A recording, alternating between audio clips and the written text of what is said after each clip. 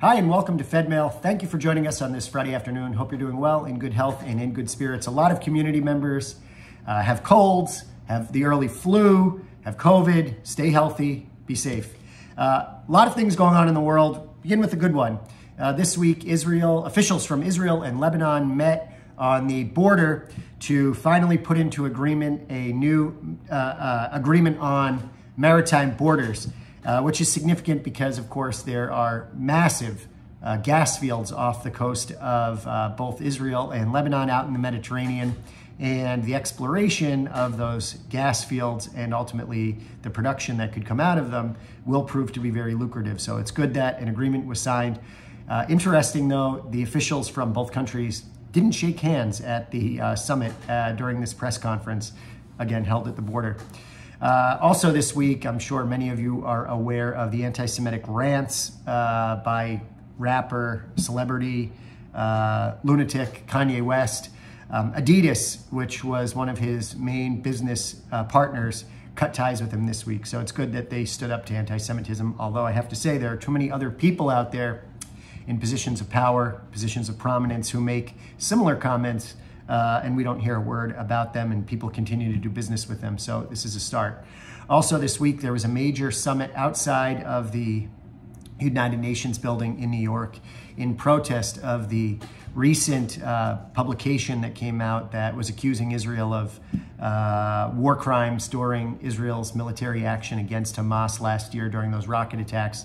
And as I had mentioned in previous editions of Fedmail, that report didn't even mention that Hamas was launching rockets. So there were really severe problems with the report. The Israeli government came out strongly opposed to it, and a major summit was held outside of the UN in opposition to it.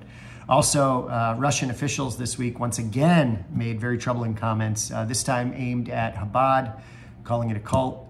Just terrible stuff. The Jewish community in Russia is, really on edge, not only because of the recent call up of Russian reserve troops, but because so many officials from Putin's regime have come down and made anti-Semitic comments recently. It's very troubling.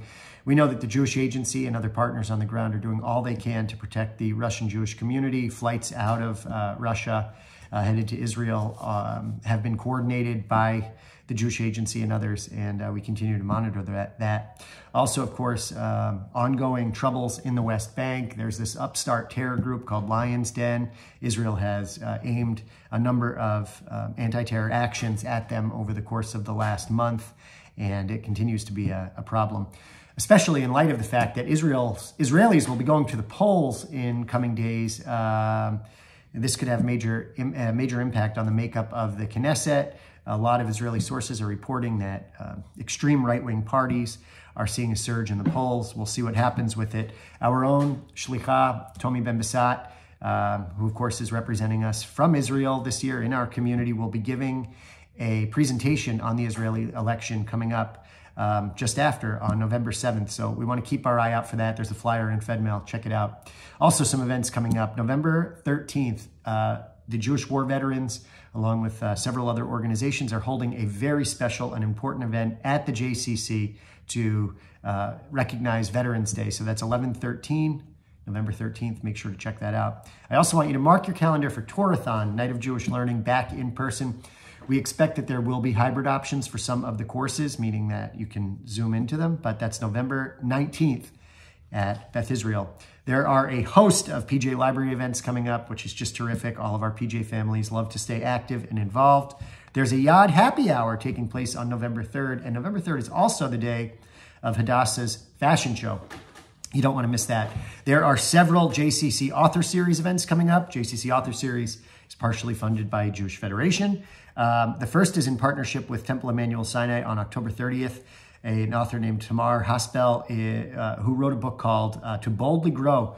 It's about food, so you don't want to miss it.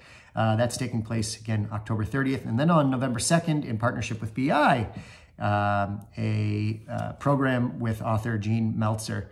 And I believe that one is called Mr. Perfect Paper. So as always, a lot going on in the community. And we thank all of our supporters for making all of this possible.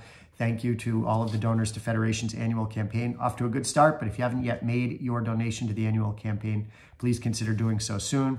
I also want to let you know we had a wonderful first board meeting for Jewish Federation this past week. We have an incredibly strong board, a lot of good stuff there.